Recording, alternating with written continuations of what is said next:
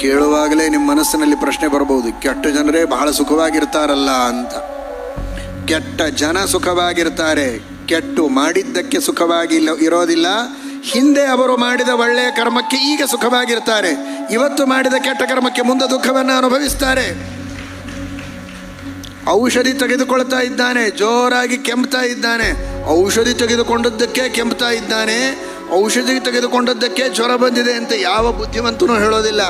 ಅವನು ಹಿಂದೆ ಮಾಡಿದ ಅಪಥ್ಯದಿಂದ ಜ್ವರ ಬಂದಿದೆ, ಈಗ ಔಷಧಿ ತೆಗೆದುಕೊಂಡದ್ದಕ್ಕೆ ಮುಂದೆ ಸುಖವಾಗಿರುತ್ತಾನೆ. ಹಾಗೆ ಹಿಂದೆ ಮಾಡಿದ ಪಾಪಕ್ಕೆ ಇವತ್ತು ದುಃಖ ಅನುಭವಿಸ್ತಾ ಇದ್ದೇವೆ. ಧರ್ಮ ಮಾಡ್ತಾ ಇದ್ದರೂ ಕೂಡ ಇವತ್ತು ಮಾಡುವ ಧರ್ಮ ಔಷಧಿಯಂತೆ.